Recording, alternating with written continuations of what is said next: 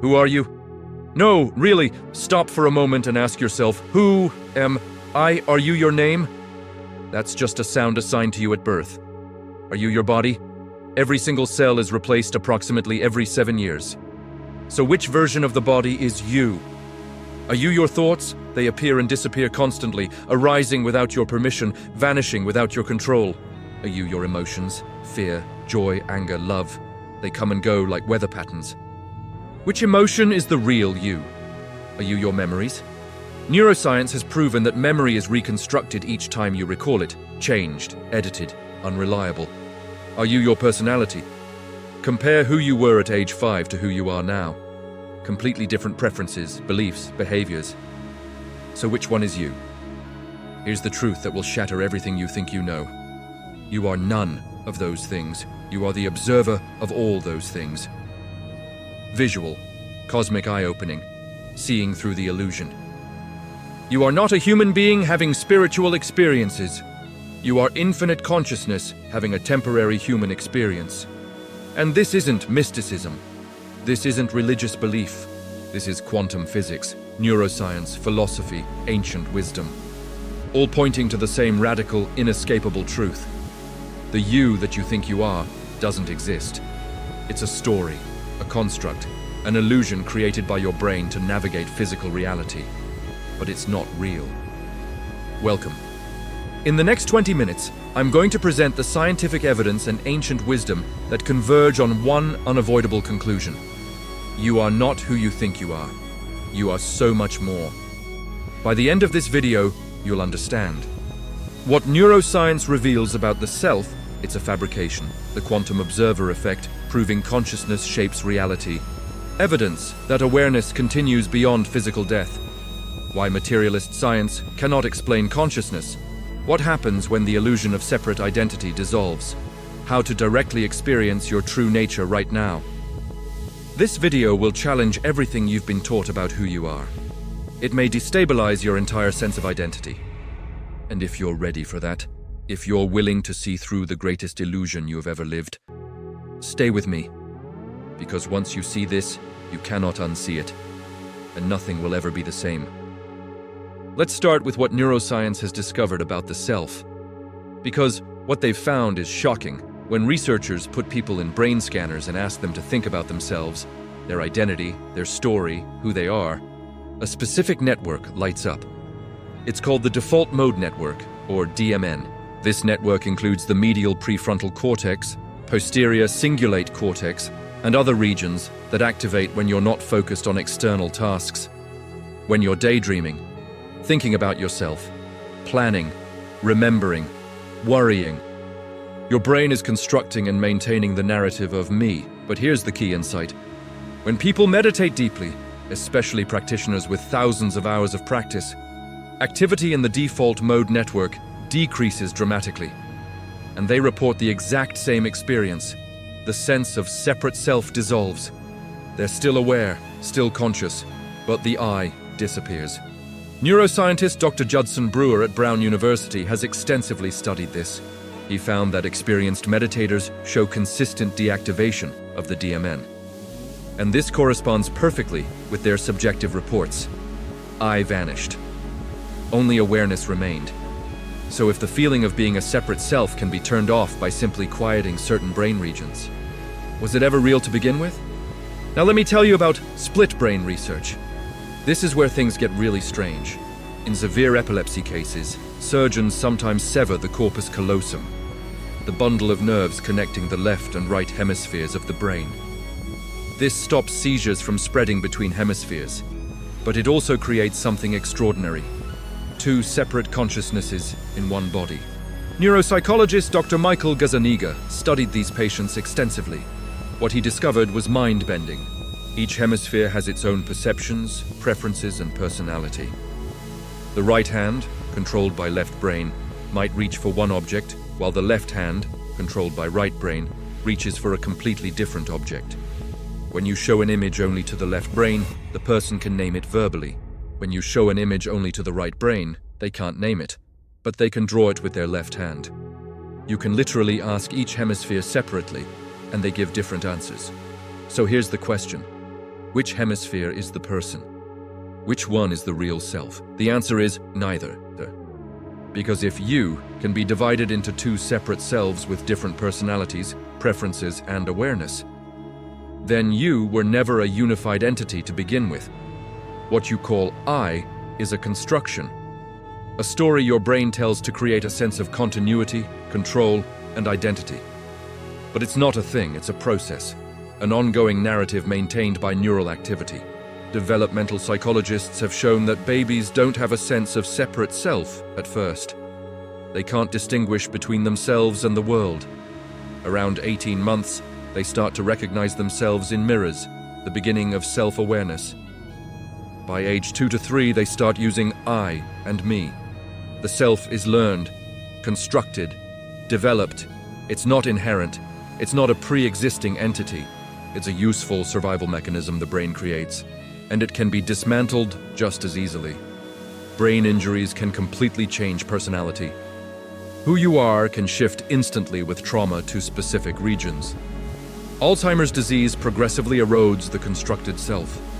Memories disappear, personality fragments, eventually even recognition of one's own name vanishes. So, if the self can be created, altered, and destroyed by changes in brain structure, was it ever a real, independent entity?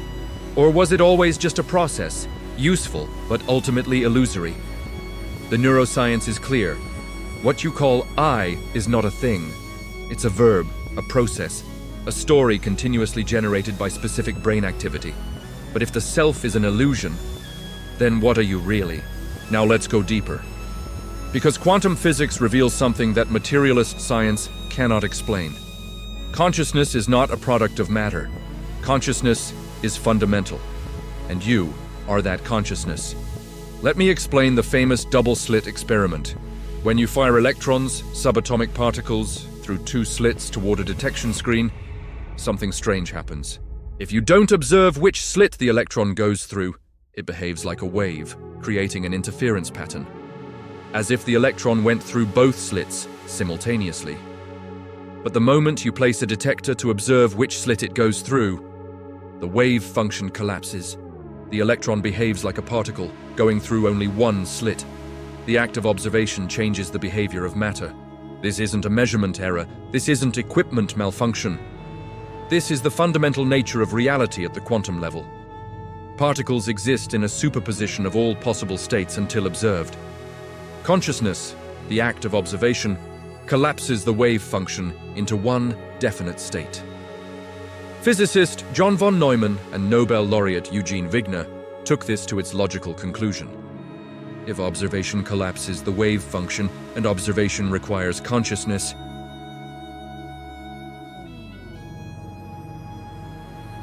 consciousness cannot be reduced to physical processes because physical processes themselves require consciousness to become definite.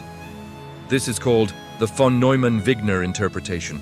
It suggests that consciousness is fundamental, not emergent from matter, but the very foundation of reality itself. Now consider quantum entanglement. When two particles become entangled, they remain connected regardless of distance. Change the state of one particle, and the other responds instantly, even if they're on opposite sides of the universe. Einstein called this spooky action at a distance because it seemed to violate the speed of light limit. But experiments have confirmed it's real. Particles are non-locally connected. Some quantum physicists and consciousness researchers propose that consciousness itself might be non-local, not confined to your skull, not produced by your brain, but a field that your brain tunes into, like a radio receiving a signal. The brain doesn't create consciousness. The brain is an antenna that localizes consciousness into the experience of an individual perspective. This explains something that materialist neuroscience cannot: near-death experiences. Dr. Pim van Lommel, a Dutch cardiologist, published a landmark study in The Lancet, one of the most prestigious medical journals. He studied cardiac arrest patients, clinically dead, zero brain activity, flat EEG. And yet, after resuscitation, some patients reported vivid, detailed awareness during that time. They described floating above their bodies, observing the resuscitation procedure from above, describing details they couldn't possibly have known. what doctors said, what equipment was used, even events in other rooms. These accounts have been verified. The details they reported were accurate. So how do you explain consciousness continuing with no functioning brain? If the brain creates consciousness, this should be impossible. But if consciousness is fundamental and the brain is merely localizing it into individual experience, then, when the brain shuts down temporarily, consciousness simply expands back to its natural, non-local state. And then, when the brain reboots, consciousness relocalizes into the body.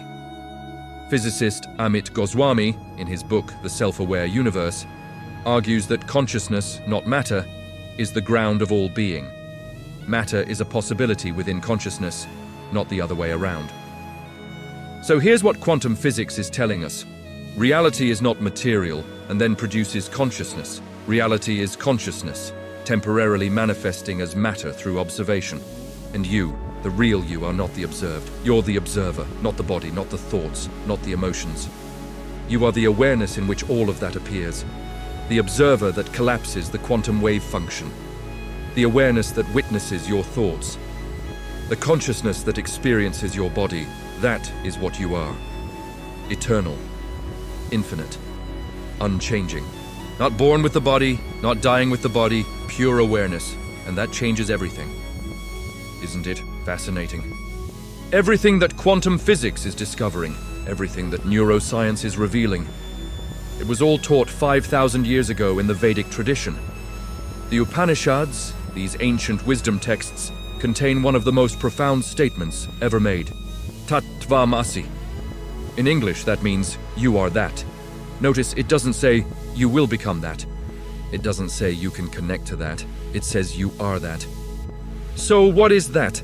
That is Brahman, the absolute, infinite, eternal consciousness that is the very ground of all existence. The Upanishads teach that your true nature, your Atman, which is often translated as your individual soul, is not separate from Brahman. Atman is Brahman. Think of it like this. A wave is not separate from the ocean. It's just a temporary form the ocean takes. In the same way, your individual consciousness is not separate from the universal consciousness. There's only one consciousness, experiencing itself through an infinite number of forms. The Mandukya Upanishad brilliantly breaks this down by describing 4 states of consciousness. First, there's the waking state. This is you, right now, aware of the world through your senses, identifying as your body and your mind. Then there's the dream state. Here, you're aware of internal mental projections. You're still identified with a character in the dream, but the entire world is created by your mind. Third is deep, dreamless sleep.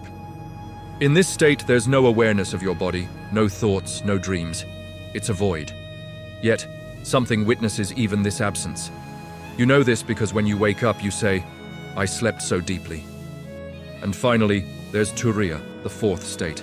This isn't another state you enter and leave. It is pure awareness itself, the silent witness of the other 3 states. It's the ever-present background that is always here, whether you're awake, dreaming, or in deep sleep. Think about it. In deep sleep, your body-mind is gone. No thoughts, no sensations, no world. But when you wake up, there's a continuity. I went to sleep, and I woke up. Who is this I that was present through all 3 states? It wasn't the body. That was unconscious. It wasn't the mind. That was inactive. It wasn't your personality. That was dissolved. What remained? Pure awareness. The witness. That is what you truly are. Vedanta also explains this using the concept of 3 bodies. First, there's the gross physical body, which obviously changes and eventually dies. Then, there's the subtle body, which includes your mind, intellect, emotions, and energy. This also changes constantly. And then there's the causal body, the deepest layer of your individual existence, the very root of your I-ness. But even this is temporary. So what's beyond all 3 of these bodies? Atman, pure consciousness. You are not any of these bodies. You are the awareness in which all 3 of these bodies appear and disappear. The practice of self-inquiry, known as Atma Vichara, uses a method called neti, not this, not this. You systematically eliminate everything that is temporary, everything that changes. You are not the body, it changes. You are not the sensations, they come and go. Not the emotions, they fluctuate. Not the thoughts, they arise and disappear. You're not even the personality, which is different at different stages of your life. Even the sense of I vanishes in deep sleep. So what remains when you strip away everything that changes? Pure, unchanging, eternal, infinite awareness. That is your true nature. The great sage Ramana Maharshi taught a simple, direct practice. Ask yourself, who am I? But don't answer it intellectually. Feel it, experience it. When a thought arises, ask, who is aware of this thought? When an emotion appears, who is feeling this? When you feel a sensation in your body, who is aware of this body? Trace your awareness back to its source. Don't look for a concept, look for a direct recognition. And what you discover is absolutely shocking. There's no one there. There's no little person inside your head running the show. There's only awareness, witnessing, observing, pure consciousness. You are not a person who has awareness. You are awareness that is temporarily experiencing being a person. The wave is not separate from the ocean. It's the ocean temporarily taking the form of a wave. You are not separate from consciousness. You are consciousness temporarily taking the form of you. Tattvam asi. You are that. You always have been, and you always will be. Thanks for watching. If this resonated with you, subscribe for more. So what happens when you truly realize you are not the body, not the mind, but pure awareness itself? Everything changes, yet nothing changes. Let me explain that paradox. The fear of death dissolves. If you are not the body, what dies? The body returns to the elements, the mind construct dissolves, but awareness, what you truly are, cannot die. It was never born. Death is seen for what it is, a transition, not an ending. Anxiety decreases dramatically. Anxiety comes from the ego's fear of future survival. But when you realize the you that fears doesn't actually exist, what's there to protect? The body still functions, life continues, but the urgent, fearful me that was always defending and protecting is recognized as a phantom. Life becomes lighter. When you stop being the lead character in your life movie and recognize you're actually the awareness watching the movie, everything becomes play instead of survival. Challenges still arise, pain still happens, but suffering, the mental resistance to what is, decreases. Compassion arises naturally when you recognize that the awareness looking out through your eyes is the same awareness looking out through everyone's eyes. Separation is seen as illusion. Harming another is harming yourself. Loving another is recognizing yourself. What doesn't change? The body still needs food, sleep, shelter, emotions still arise. You still feel joy, sadness, anger. Thoughts still appear. The mind continues thinking. Your personality still operates. You still have preferences, quirks, habits. But here's the difference. You're no longer identified with any of it. You're not your thoughts. You're the awareness witnessing thoughts. You're not your emotions. You're the space in which emotions arise and pass. You're not your body. You're the consciousness experiencing the body. This is what enlightened beings describe as living in the world but not of it. Functioning fully, yet not attached. Experiencing everything, yet not imprisoned by anything. How to experience this right now? Let me guide you through a simple practice. Close your eyes if you can, or just soften your gaze. Take a slow, deep breath. Now notice that you're aware of breathing. There's the breath, and there's the awareness of the breath. Which one are you? Notice thoughts appearing in your mind. There are thoughts, and there's the awareness of thoughts. Which one are you?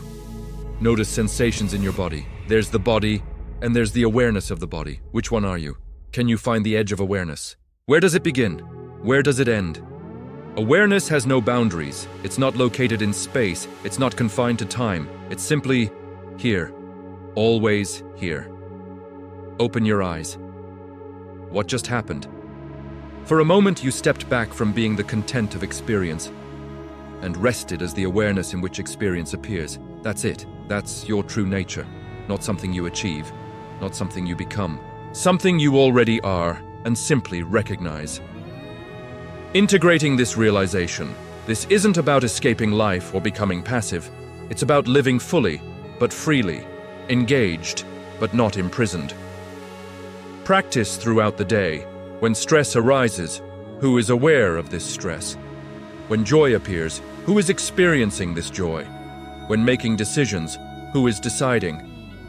Not as a mental question, but as a direct pointing back to awareness itself. This is not a one-time realization for most people. It's a progressive recognition. First, glimpses. Then, more frequent moments of clarity. Eventually, stable recognition. And finally, what's called sahaja samadhi, natural, effortless abiding as awareness. So let me ask you again, who are you? You are not your name, not your body, not your thoughts, not your emotions, not your story. You are the eternal, infinite awareness in which all of that appears. You are consciousness itself, temporarily experiencing what it's like to be your name. And when this body drops away, as it inevitably will, you will not die.